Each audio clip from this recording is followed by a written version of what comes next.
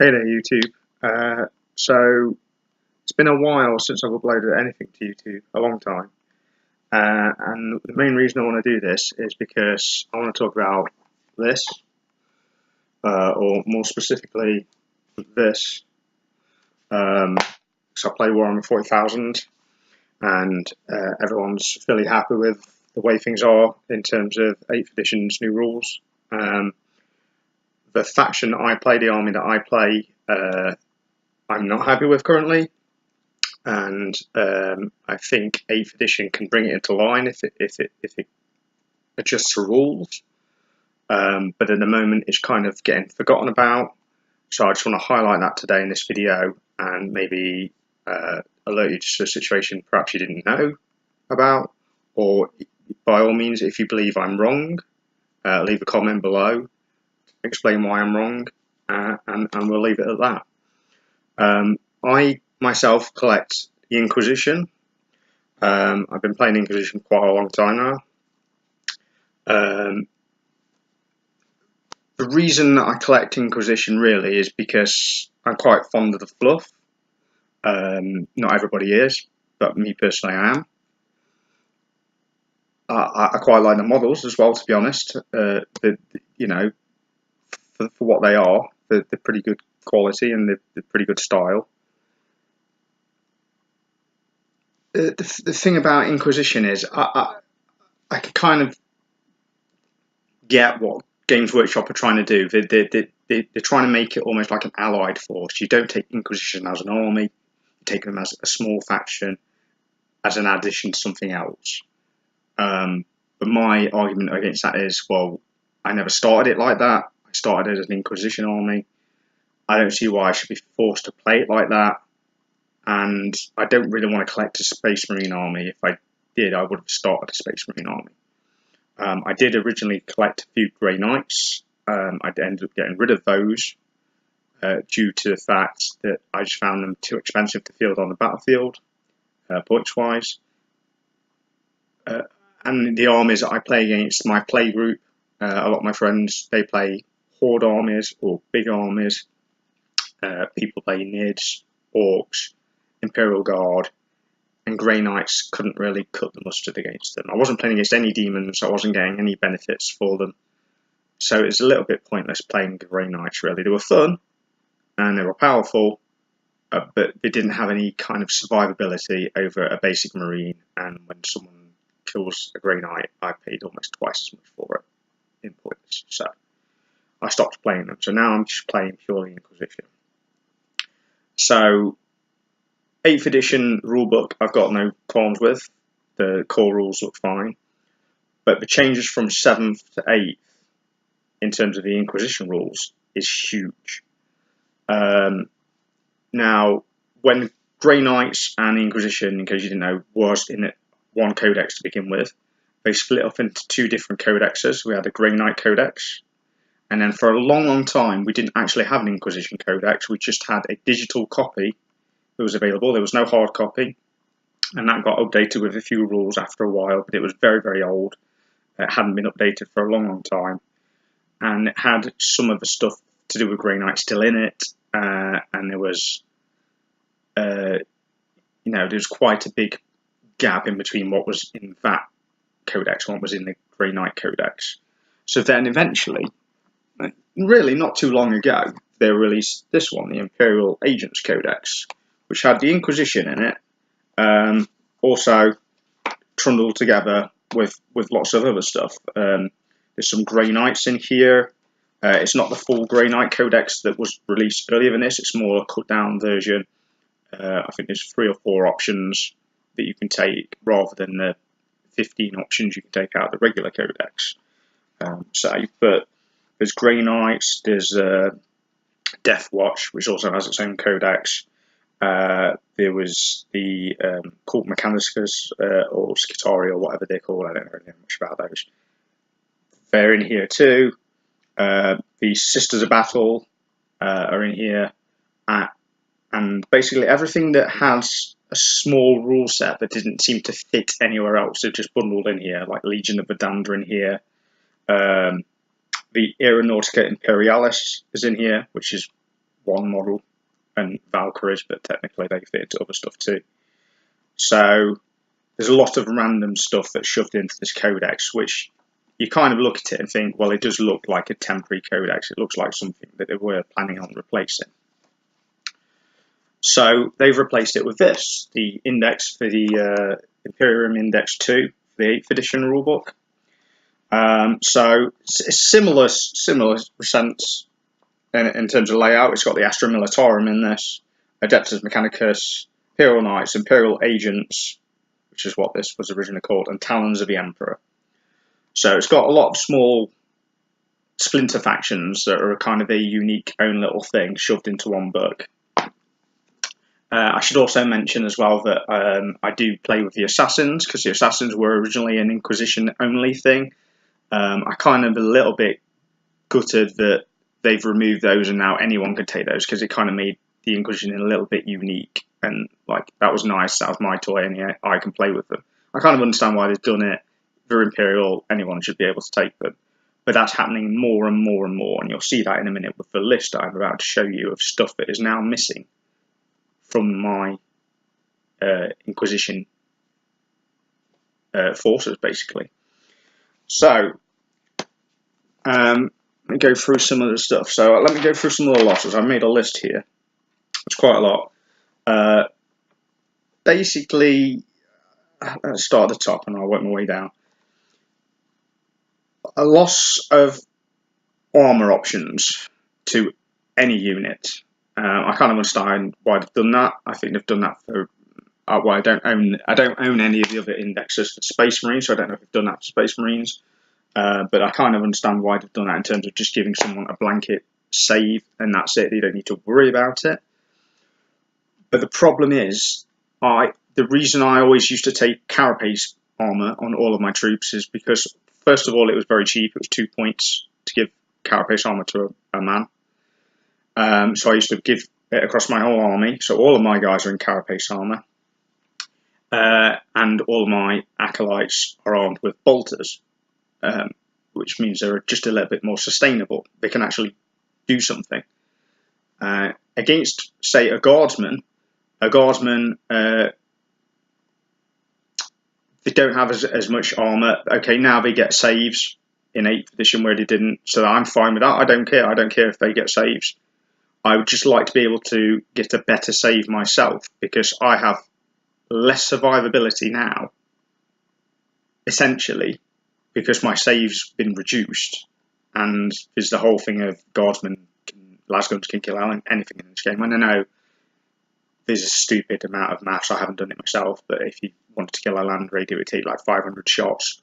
But at least there's that option there for them now, where they can shoot at it.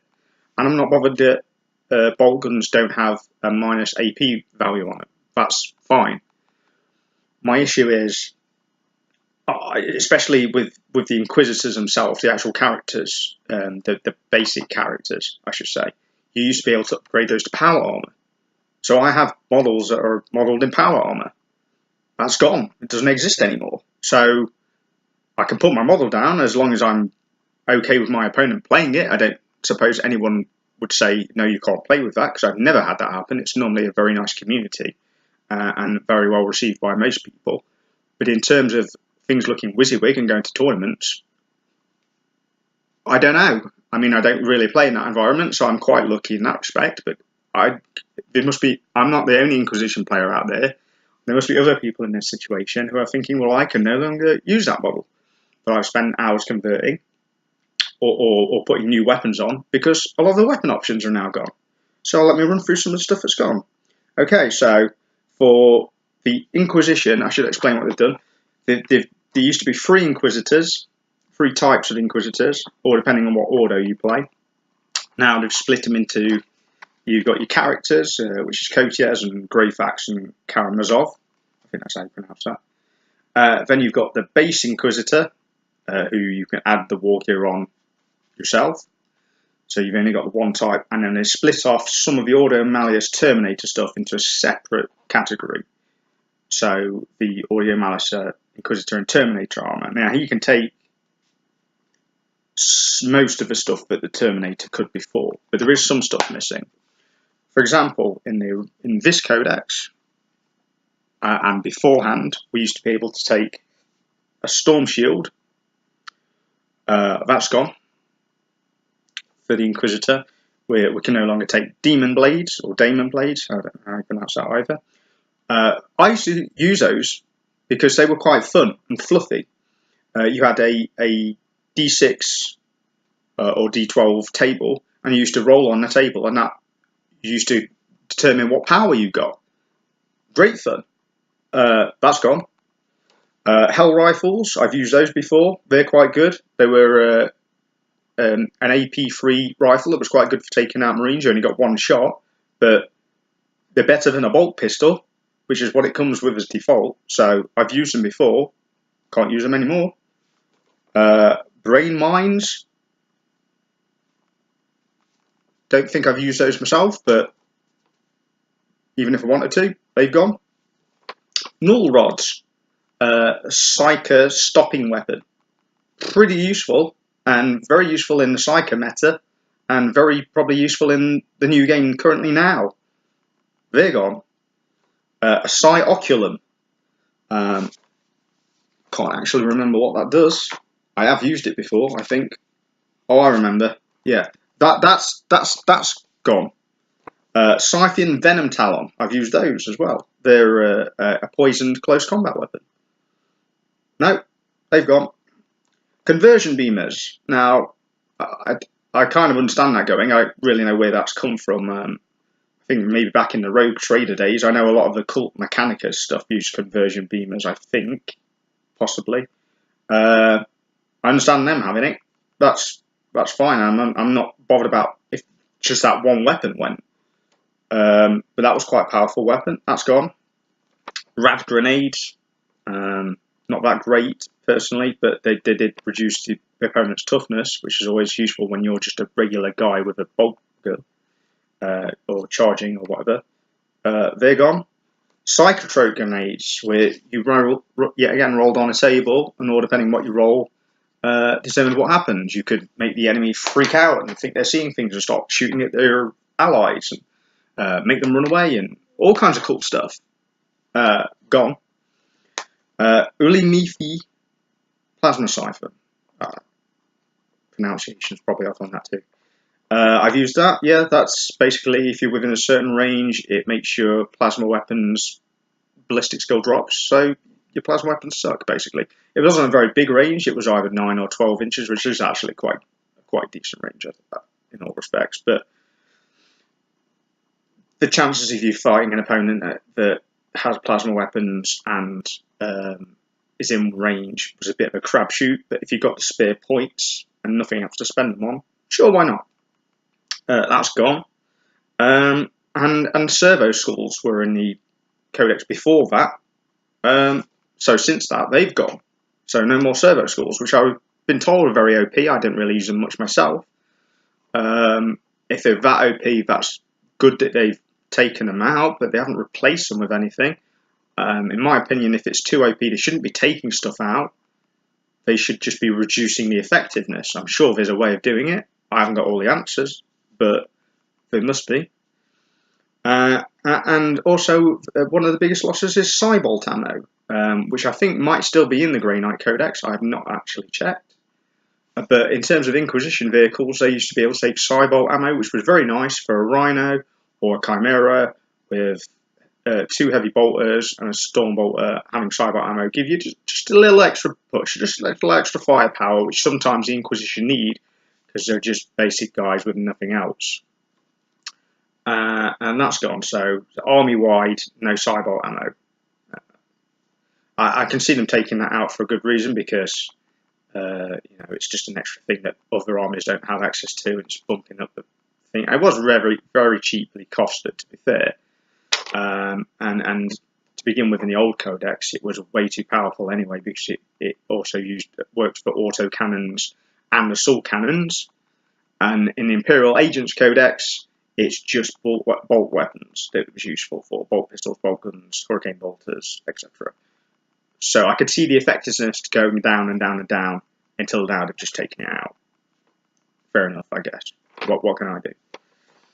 Okay, so let's talk some about the Acolytes. The Acolytes used to be in squads of 3 and used to cost you how many points for an Acolyte? Not a lot of points. I mean, they've always been cheap because they're Acolytes. 12 points, so probably quite cheap. Cheaper than the Guardsman or whatever. Now they've changed the unit composition on Acolytes so that the squad size is 1, so you can take 1 guy. I guess you could take, if you really wanted to, 20 units of 1 guy, which is weird. And the next size up, because there's only 2 options, is a squad of 6. Now, 6-man squads is ridiculous.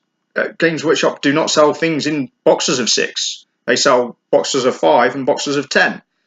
If Acolytes, if the Inquisition get their own Acolyte models that come in boxes of 6, I'll jump for joy. I'll celebrate. I'll post another video saying Games Workshop are the best and they've catered to everybody's needs. But in terms of this, my squads are all odd now because any 10-man squads, I take 4 out to make a 6-man squad, and I have 4 guys left. And I suppose some of those 4 could add to the other 4 to make another 6-man squad and give me 2 more left. So my squad sizes are shrinking, and my survivability is not as good as it was. So my guys are going to get taken off the board a lot quicker, possibly run away and get, well, not sweeping advance because that doesn't happen anymore, but morale, taking more models off, means my guys are going to die a lot quicker. I want bigger squad sizes, if anything, to try and compensate for all the lasgun fire that I'm getting from Guardsmen or Orcs running in and charging. I need big squad sizes, 10 minimum, really. And that's what I'm used to running. I was running 10-man minimum squads in Rhinos and Chimeras. I know now you can have more than 1 unit in a vehicle, so I could have 2 6-man squads in a Chimera, but still, it's no good. I would prefer it if they take a man out and just reduce the power level and points cost and make it a 5-man squad. That would make me happy because everything's nice and neat and tidy and falls into line with, I don't know, every other squad that's in every other book ever, such as Space Marines and so on. I've never seen anything in a 6-man squad. That's very weird. Maybe that's just a personal preference, but it irks me. Because then if I want to add a new squad, I go and buy a box of 5 guys. Well, technically I'd want to buy a box of 10 to try and save myself some money. But if I wanted 5 specific guys and they only came in a 5-man box, then I have to go and buy another box. So I guess it's that thing of Games Workshop making money, but at the cost of annoying the fan base. I don't think that's a good move. I know Inquisition is big, it's not flying off the shelves, and they're not making a ton of money out of it, but this is supposed to be the new Games Workshop with the new 40k that are not appeasing everybody, but at least listening to the fans and trying to do something about it. They made a brilliant new rule book. Rules look amazing. Can't wait to play with the rules. Don't want to play with my army because my army's been reduced in power so much and lost so much stuff. I'm just not looking forward to it. I think it's going to be a cakewalk. It was difficult enough before trying to stay on the table. Now it's a joke, if anything. So Acolytes have lost those. Acolytes have gained a couple of nice things, however. I'll go over those. Acolytes only used to be able to, they were in 3-man squads, you could increase that to a 10-man squad, and they could take special weapons, you could take melter guns, flamers, and plasma guns. I think I never used the plasma guns. I like my melters. I'm old school. But so that's good, you could take those. You could only ever take up to 3, which was quite limiting, but if you've got a 10-man squad and you've got 3 melters in there and you're driving past trying to shoot a rhino, it did the job it needed to do in 7th edition. Now there's no restriction on that, so I can have a 6-man squad of melter guns, which is great. That's perfect. I'm not sure whether I want to do that because I think a mixed weapon squad works better, especially with the kind of split fire that we have now, because it means that you're not putting all your eggs in one basket, and you're not going to have a whole squad wiped out due to one big incoming shooting turn on your squad. So you pop a 6-man squad of melters down, and they taken immediately off again when your opponent shoots at them. It's better to have a couple of melters in that squad, a couple of melters in that squad, and a couple of melters in that squad. But again, that's just my opinion. I could be wrong. But now there is no limit on that. You can have as many as you want. Well, I say as many as you want, up to a 6. So that's great. Step in the right direction to make the squads bigger, please. The other thing is, which is really, really nice for me, is I can actually use any Imperial transport for my Acolytes or my Inquisition, which was nice. I was a little bit irked before when the Imperial Agents Codex came out, and we lost Razorbacks, as I do also run Razorbacks from time to time. They're a very expensive way of doing it, but Inquisition don't have. They've got melter guns, but they didn't have a lot of long range vehicle destruction. So I was relying on a very expensive twin-link las cannon and a Razorback, which is not a very cost-effective way of doing it to help out. We lost those, and my army, in terms of being able to take out other vehicles. Now I can take anything, which is great. Again, I can take Razorbacks, I can take Tauroxes, which is cool. I've never used those before. I might actually go out and buy a Taurox now, a Taurox Prime, I think it's called, because they seem pretty cool. And they've got some good weapons, and they can take out some, vehicles themselves. However, out of all the things we've lost, I would really like to see some more long-range vehicle destruction capabilities come into the Acolytes or the Inquisition in some way. They're just not powerful enough to deal with a lot of stuff on the table on their own as an army. And you're going to turn around and say, don't be taking them as an army. Take them as an allied force. Well, I don't want to put it bluntly. I don't see why I should. Majority of armies have a bit of a mix of everything. It might not have been very effective in 7th edition. There was a lot of units on the table that never appeared before. Probably in 8th, you're going to start seeing units that you've not seen for a long, long time, which is great. But if there's more units come to the table, there's more stuff that I'm going to struggle to deal with, because I'm going to have less of an answer for everything, because I'm relying on, I had a lot of wargear options before, and I have, 11, 12 items of wargear that have been taken out of my codex. That's not including relics, warlord traits. So options are slim, very slim. Now, I have been, seeing the rumours that and the talk that these are only supposed to be temporary. They will get their own codex eventually. Whether it'll be an Imperial Agents Codex or an Inquisition on its own, I'm hoping on its own. I'm hoping we might even get some model support, would be amazing.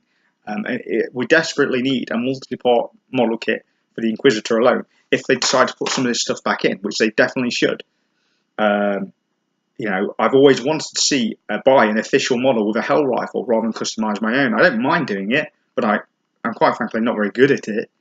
And if Games Workshop put the model out there, it would have been a blessing. The chances of that happening now they've taken everything out, probably very slim to none. But even if they do get a new codex, Inquisition are going to be very low on the list of priorities. They've got so many codexes they're going to release before that. And considering the Imperial Agents was probably one of the latter ones, maybe even the last one in 7th edition to get released, but no, that's probably not true. There's probably a couple more after that. But one of the later ones, certainly. The chances of getting soon in 8th is very far away, which means I'm going to have at least, a year, maybe more, probably a lot more, probably, say 3 years, conservatively, before I get a new codex. I don't know how many codex they've got, but they seem to be alternating between Loyalist and Chaos and Loyalist taking the spotlight at the moment. And then they've got the Warhammer stuff. They're not releasing stuff, unless they increase the rate they're releasing stuff like they did that time, and it went mental, and there was a massive momentum, and everything seemed to be going out once a week, or once a fortnight, or whatever it was.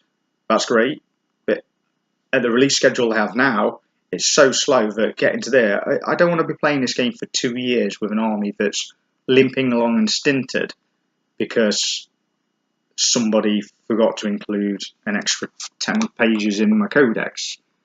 I don't know why they've taken these stuff out.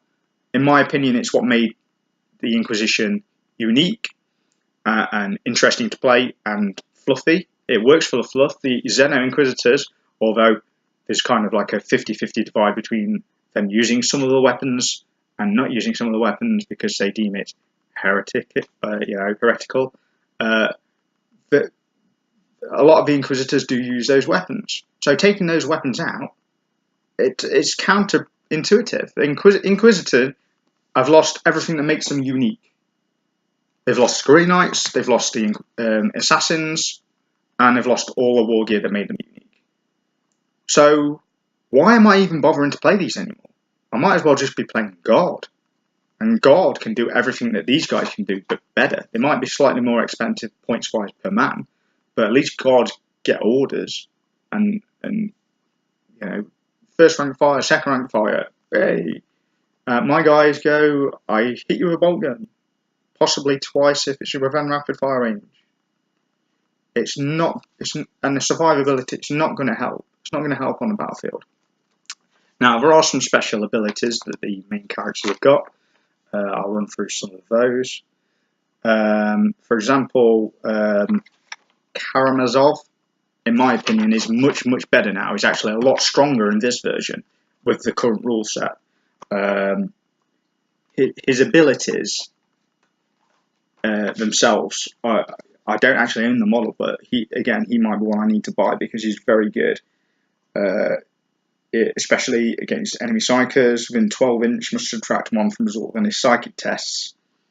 And enemy infantry units within 12 in a moral phase, subtract 1 from the leadership. So he debuffs other people. It's quite expensive power wise, points wise, which is not something that I want to run. I want to run cheaper guys against more opponents. He seems to be really good against psychers, really, and boosting leadership and dropping leadership. We now have Greyfex in the codex, which we didn't before. She was a slightly different faction. She was cobbled in with Celestine and the Sisters of Battle, which now she's actually in the Inquisition, which makes perfect sense. She is actually not too bad. She's pretty good power-wise, points-wise, and her abilities are all okay. I'm not blown away by them, and they're not something where I'm necessarily going to be running her because she's what they would say is an auto-include. There are no auto-includes now, probably. The power to points ratio of what she can do, she's pretty good. But there's no way to buff my troops. There's not much in terms of making my guys stronger in any way. It's increasing leadership, yes, and I can see that is going to be a big thing in 8th edition. Certainly, if you're stopping taking models off, it might help them survive a little longer. But other than that, Courtiers. Now, Courtiers was an auto-include for me. He was brilliant at 7th. I took him every single game. I didn't even take him as my main warlord. I would just have him as an additional HQ because he granted you a reroll or forcing your opponent to reroll on the siege initiative, which was great. Now I can see why they took that rule out because it was extremely cheesy, but it was fun. Okay, you can't blame a guy for having fun. And that was one of the few things that I actually used repeatedly and had fun with. And now he doesn't have that, of course. That is gone. I can understand them taking that out, perhaps. But the spy network, if I can just look at Courtiers before. Courtiers before, he had spy network was what it was originally called. Now it is if an enemy unit is set up on a battlefield after a game has begun, you select a friendly Ordo Malleus unit. It has to specifically be Malleus unit. Within 6 of Inquisitor Courtiers and immediately use it to fire Overwatch on the enemy that's just been set up. So you're basically getting a free round of shooting, but it does say Overwatch, so it is still at ballistic skill 1. Oh, sorry, needing skill 6s or above. Okay, so that was what it was originally for. That they've changed and kept the name but changed the skill. What it was originally before was I've been expecting you, was if they were come down from reserve within 12 of coaches and within line of sight, had to be within line of sight. His whole unit got an out of sequence. I'm okay taking the Overwatch, but now it's within 6. And one of your units within 6 from an enemy unit being set up.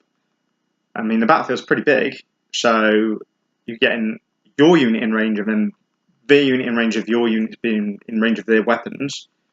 It's going to be a tricky one to pull off. I mean, not a lot of people drop stuff next to codex because they knew of that rule, and if they didn't the first game, they certainly would remember it for the second game. So I've never really used the skill very often, but it was cool.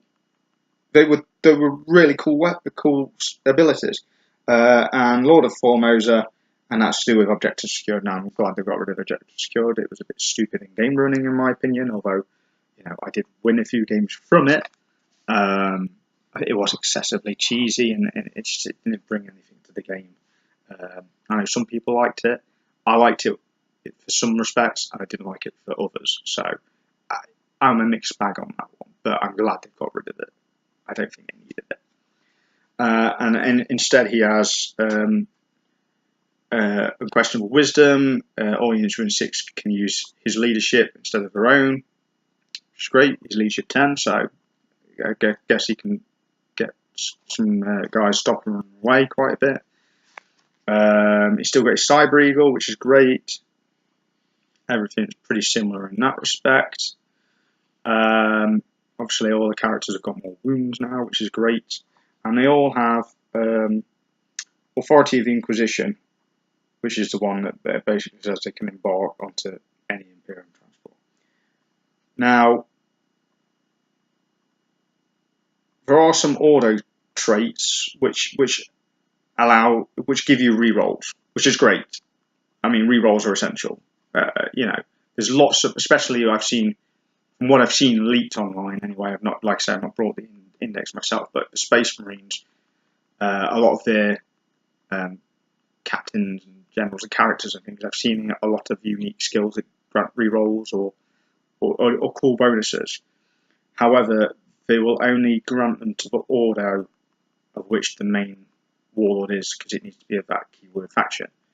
So let's say, for example, that they are all the same ordo, which it probably would be anyway, but they might not be. I used to take multiple Inquisitors and run them against an Ordo Xeno as my main warlord, because that's the armies I'm fighting the most. So Malleus doesn't do anything for me because it's only against demons.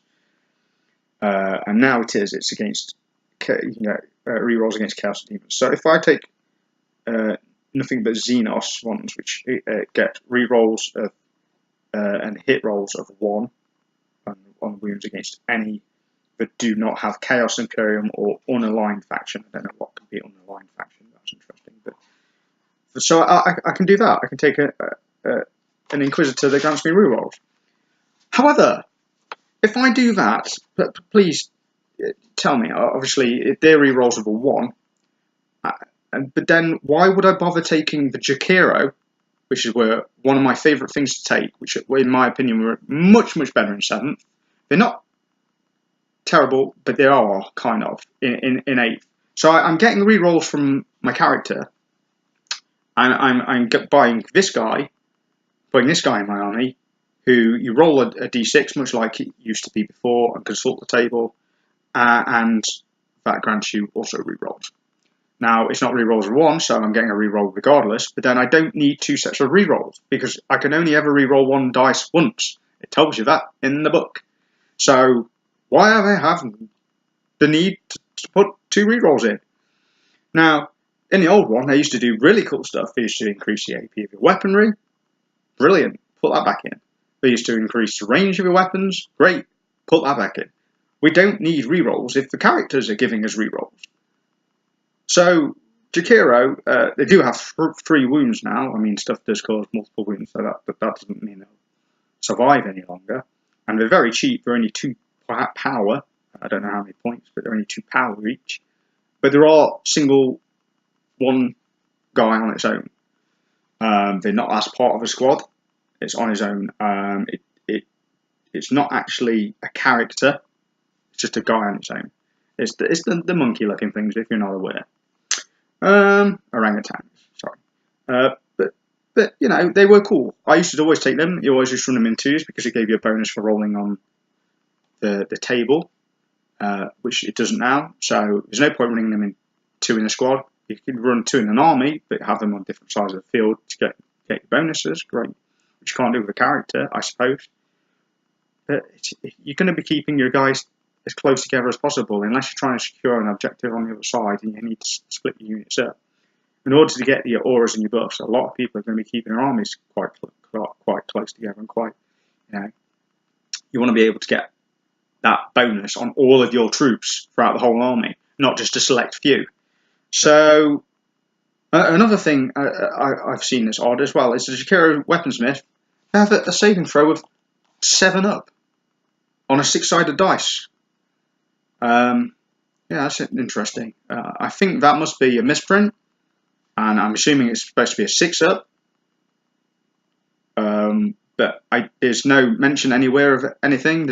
There has been an FAQ release, because I know what you're thinking. You look at the Acolytes and go, oh yes, but they have 3 wounds now. No, they don't. That was a misprint. I've always suspected it was a misprint. Acolytes were never going to have multiple wounds. They're just regular guys. They're not even as strong as guardsmen.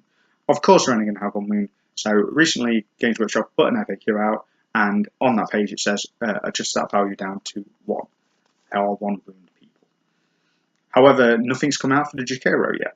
So whether they know one's spotted it yet, and I'm not the first, but no one's emailed them in and told them, you do realise that you can't roll 7 on a 6-sided dice. It's not possible.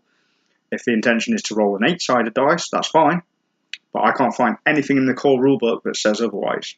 As far as I know, it seems to be a 6-sided dice for anything. Please leave a comment below. Let me know. I don't know. The other one we've got left is the Daemonhost, or Demonhost. They were pretty good. They were fluffy. You roll a dice, yet again, see what power you get. Much like a lot of the demon powers within the 40k universe, demon blades that we used to have, and demons themselves. Sometimes you have to roll on powers on the table to get powers. So demon spawn.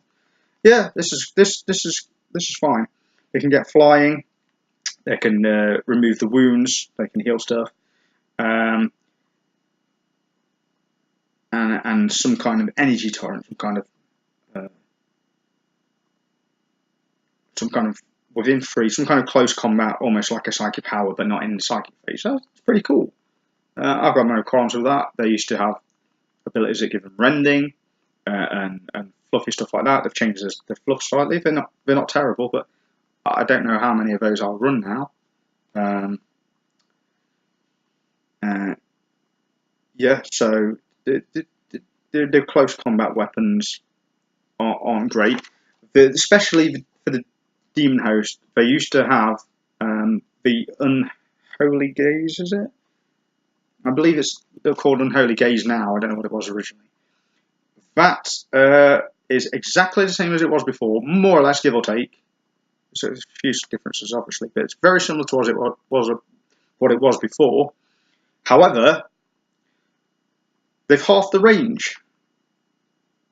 Now, they are a close combat unit. They are supposed to be getting into the fight. They have, they only have 2 attacks each, but they're supposed to get in with the claws and claw people. They don't have any ranged attacks, really, apart from the Unholy Gate. But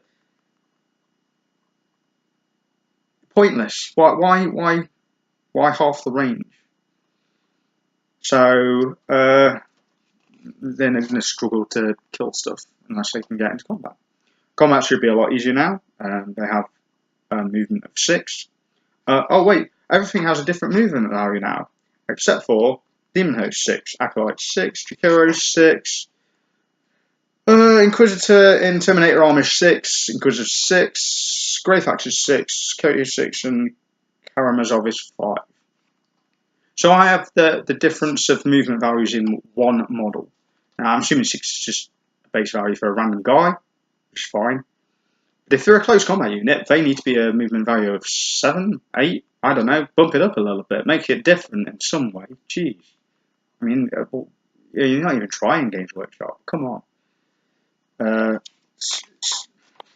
It's the same with the Assassins. Now, I love the Assassins. I love playing the Assassins. They're one of my favourite units to play. Expensive points-wise, especially in the new game. If they don't stick around very much, because the last cannon will kill a guy in one go, which I suppose it would have done beforehand anyway. But yeah, the Assassins have always been fun to play, not very effective against the opponents I played in the games I played, but fun nevertheless. And I've always thought, why not change the stat line slightly, just ever so slightly? I know they're supposed to be baseline good, so you know, all their stats are going to be quite impressive.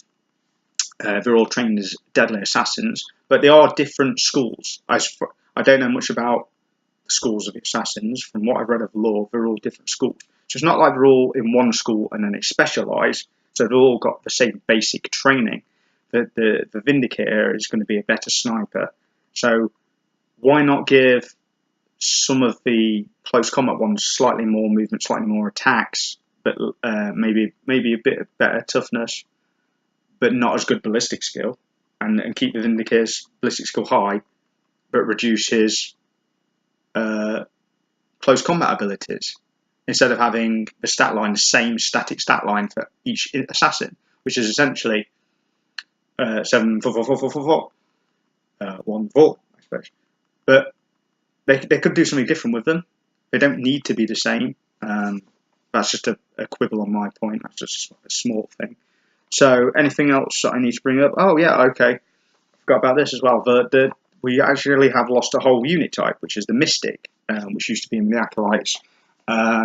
They were pretty good. They were cheap guys. You could give them a shotgun, you know, and they would buff you guys. They were similar in respects to the battle hymns of the Sisters of Battle. So I can see why they've taken them out, because they don't need them in several places. But they take stuff out, and they've not really added anything new in. So, you know, they've been taking stuff out. We used to have Death Cult Assassins. They're in the Sisters of Battle stuff now. We used to have, you know, a few other unit types. They're in Sisters of Battle now. Now, why is that a problem? Why can't I just still take them? Well, I can, but it proves difficult when taking them in the new roster selection, because the thing that I get that annoys me the most about the Acolytes are they're an elite choice. I have no troop choices. Please, for the love of God, Games Workshop, change them to a troop choice. Then I can take a battalion or whatever the new ones are called. I'll look that up in a second and let you know what I can't take. Because putting them as elite choice is extremely restrictive. So I want to run my army, which I've always run before, and I can't, because I have more elite choices than I have slots to be able to take them without the HQ support, without having another detachment, because I have so many units of Acolytes which are elites, Assassins which are elites, the Jakiro, oh yeah, they're elites, Daemonhost, oh yeah, they're elites. I have nothing but HQ and elites. Now, I don't have a problem with that. If they were troop choices, it would solve all problems. And it would just make my life a lot easier in terms of unit composition and trying to fit them into detachments. I could still play them, I guess, but in terms of Games Workshop rewarding people and giving them command points for them to be able to, you know, for fielding themed fluffy armies, which is, as far as I can tell, the best ability that I've done, I'm kind of not being rewarded, because I'm having to take the command points out, because when you take any single unit detachment on its own, just a single unit, it reduces your command points. You have to take one away. So I did a quick tally, and I'm sometimes coming out with, or depending how I try and throw my army together, I'm coming out in minus command points. Brilliant. So I'm not getting rewarded for running a themed list. Some people out there are, not me. Okay, so, you know, that needs sorting out, I think. What else is good? Oh, the one thing that the Acolytes have got, which is nice, which they should have had since day one, in my opinion, is they can now have bolt pistols, which may sound naff. You know, I don't really use them that much, but a majority of the Games Workshop models, unless you're buying sort of HQ options which have a las pistol, or maybe a few guard options might have a las pistol and a chainsword, the default equipment that, excuse me, a guardsman, an acolyte would come with, which is a las pistol, they don't have a model support. So giving them a bolt pistol just means, as an option for free, with it, you don't need to worry about any points cost or anything. You can just swap that out. Doesn't matter. Just means that you can just go and buy a box of guys. You don't have to try sawing a las pistol off and replacing it with something else. It means that you've got more better model support. And I would rather take a bolt pistol over a las pistol anyway, myself, personally. That's just my... yeah, why not? What else? Oh, pistols, yes. While we're on the subject of pistols, pistols are a lot better in close combat now. I get that. And Acolytes actually can use some of the Inquisitorial pistols that they couldn't before. They can use the pistols that have stuck around, the Inferno pistol, which is cool, and the Needle pistol, which is my favourite. I'm extremely happy about those guys can use that. In a power battle, where you can basically take stuff no matter what, it's going to be great.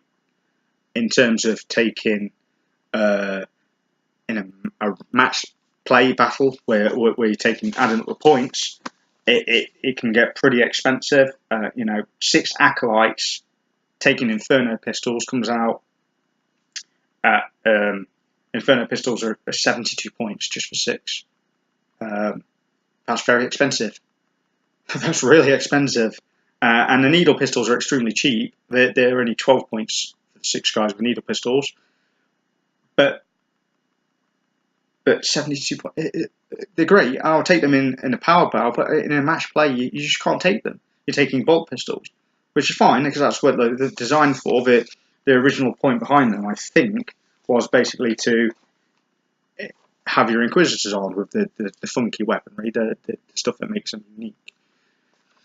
However, my favourite thing to run in terms of an Inquisitor loadout would be a Xeno Inquisitor with 2 needle pistols.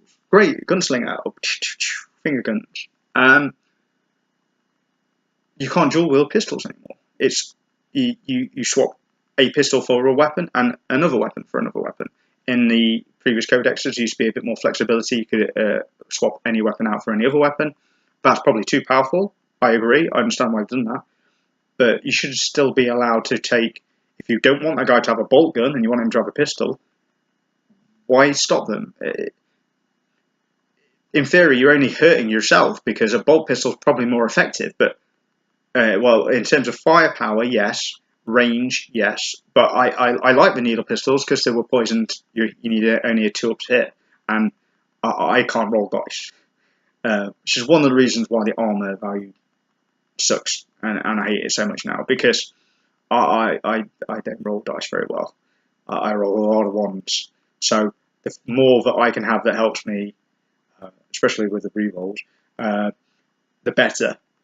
So being able to dual wield needle guns again would be brilliant. I'm hoping that if they do get a new codex, that they'll decide to put that back in because, you know, converting models again, done all that, and now I can't use them.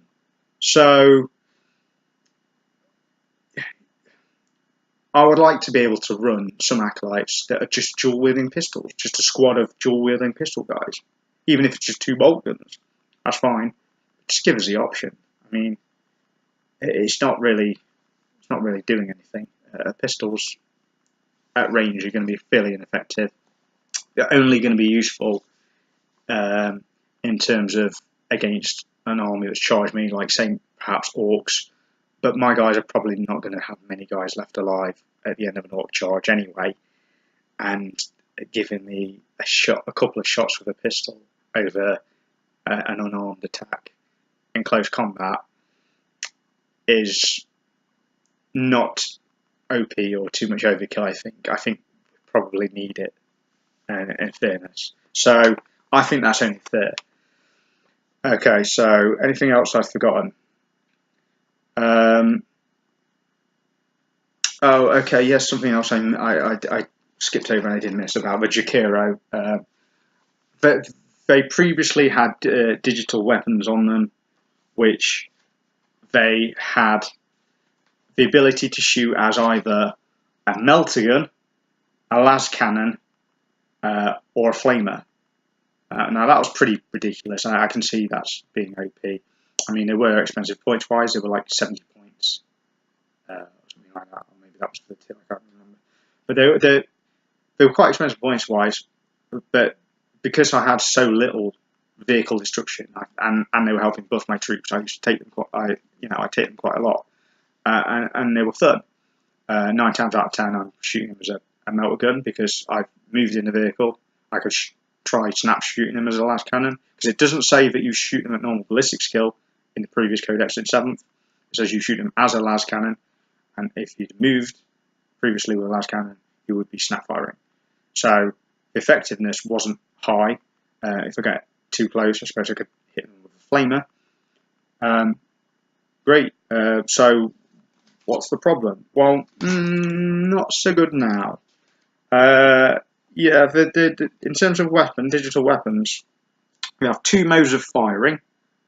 We have a range 24 focus strike, which is heavy one, so it's a single shot. It does D3 damage, so it could potentially do quite a bit of damage, and it is strength 7, AP -3, which I think is more or less the same as a plasma gun. In fact, a plasma gun's probably longer range. Actually, it's 36, isn't it, for a plasma? I might be wrong. Plasma cannon, but either way, it's like a plasma gun, more or less, in all but name. I don't like plasmas. Don't change my weapon to a plasma and hide it as something else. If you wanted to get rid of all of them, that's fine, but I don't like the current weapon profile now. The other one version is a scatter shot, which is an assault 5, so you get a crap ton of shots and you still assault afterwards if you really wanted to. Although, you really wouldn't want to with Jakiro because they are strength 2. So, and the weapon skill 6 up. They're not going to be doing much in close combat. Suppose you could shoot it as that in Overwatch, which is fine. It's strength 4, not great. AP -1, which is alright. Damage 1. So out of the 2, that's probably better, but it's only range 12. It's effectively a pistol again. So are my army now the pistol guys? We're the pistol guys. Everything's range 12. Without buying any... In fact, without buying any wargear, yeah, the Acolytes have a las pistol as a default weapon. That's 12. Daemonhost Unholy Gaze is 12-inch range. Yeah, basically everyone has 12-inch as their default range, apart from Inquisitor Coty has a Cyber Eagle and Karamazov, which I'm not counting because he's a walker. He's a dreadnought guy. So hopefully now, after running through the things that's changed, you can kind of see from my point of view. Maybe you still disagree with me. If that's fine, please leave a comment below as to why you disagree with me. And hopefully maybe this has just flagged something up that people weren't aware of. As an Inquisitor player, my army is suffering badly. It's a dire need. Being able to use any Imperial transport now is great. There's only transport, so I can't use the shooting vehicles. I know I can try and run a different detachment. I was going to run through the detachments, wasn't I? But it's just, it's really difficult. Yeah, I mean, it's nice, simple, easy one. For a small game, run a patrol detachment. You need a minimum of 1 to 3 troops, 1 to 2 HQ, and 0 to 2 elites. I have more elites than that. So battalion detachment, that would be the ideal one. That would actually give me 3 command points. I could run that if they Acolytes were troops. So I need 3 to 6 troops, 0 to 6 elites, which would fill with my assassins and my Jakiro and my other stuff, and 2 or 3 HQ. That would be the optimal run for me as a battalion, but I can't use it. Brigade, that's a really big game. I've probably got enough stuff to fulfill some of that, but I don't really have any fast attack or heavy support options. So I'm looking at a Vanguard detachment, which gives me 1 command point, measly 1, which is better than none, I suppose. Gives me a reroll on the command chart list. But you have to run 1 to 2 HQ minimum, you do, and 3 to 6 elites minimum. 3 minimum, 6 maximum. No good. 6 is done. Boom, gone. I'm running like 10 units of elites here. So I'm overspilling from the Vanguard detachment, so I'm getting 1 command point. So the only other thing I can do is either make another Vanguard detachment, which is probably too big points-wise for the games we play, or I don't have the HQ support for them currently. I might be able to buy some HQ and try that out. That might be the way that I'm looking at. For temporarily now, until I get more models, until I go out and spend more money than what I want to or need to, I have to run the stuff as a auxiliary support detachment, which gives you -1 command point. So the 1 command point I've just got is gone already before I start the game. So for my themed fluffy army, I have 0 command points. Yeah, so maybe now you see from my point of view why I'm a little annoyed. This video's gone on for quite a long time, but I did want to run through everything that's been and done and gone and lost. So my message really is sort it out, Games Workshop. You've boosted everybody else up. Sisters of Battle have got a bit of an overhaul. I've seen posts online every day of people going, I can now play Nids now, I can now play Orcs now, I can now play such and such now. I haven't seen any armies any player moaning about any specific army. I mean, there's always going to be some that's saying, oh, this isn't as good as it used to be, or some stuff got nerfed. That's an eventuality, I get that. Apart from the Inquisition, everything seems, from what I've seen, from what little I've seen of most things, everything seems playable apart from the Inquisition.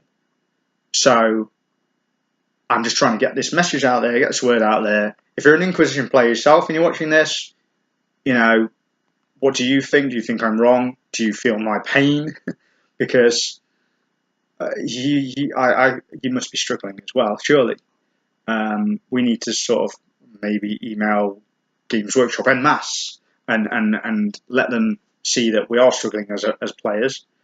For those of you running Inquisitorial units, now, I notice a lot of the Inquisitorial units are being posted for playing Shadow War. It seems like that's gearing towards filtering those into there. So it's almost like they're trying to sweep them to one side for smaller games, like it's a small warband, which is kind of more to the fluff, really. It's not very fluffy to have an army of Inquisitorial stuff. But the Inquisitorial is supposed to turn up and say, well, I'm recognitioning all this stuff. I'm now in charge, I'm using all this stuff. So if having an army's worth is the only way of getting that across and not splitting off into Space Marines. I don't really want to play Space Marines. I've got nothing against them. They're just too expensive to field for me. I need to field as many cheap stuff as possible, as many small units as possible, but not six man squads. They need to be bigger than that. If that's the only way I can do it, that's the only way I can do it. But it's proving very, very difficult as a player in this new, friendlier Games Workshop environment than ever before. So that's my 2 cents. Maybe you agree, maybe you disagree. I don't know. Hopefully someone will filter this back to Games Workshop and they will respond in kind by, even if I have to wait a year and a half, I will be happy if I get a codex which is good, up to date, current, got stuff back in it, maybe even a few new models. It would be nice to actually have an Acolyte box set, specifically of Acolytes, because having to buy 20 boxes of stuff to get the right amount of melter guns out of this set and flamers out of that set, etc., etc., is a little tedious and jarring sometimes, and you don't always get what you want. It helps you do that thing of putting just the least amount of stuff in it so that you have to buy more, which is fine. They are a business, they need to sell stuff. But again, it's supposed to be the new friendlier GW, so in terms of gearing towards that, you know, if we got some new model support, brilliant. If I have to wait for it, I'll wait patiently. But only if I know that stuff's coming. And at the moment, I don't. It's probably not, in fairness. So, why am I still playing Inquisitorial armies? Look, it's as good as mine. Might as well get rid of my stuff, haven't I? And give up. So, that's me signing off. And I'll see you again.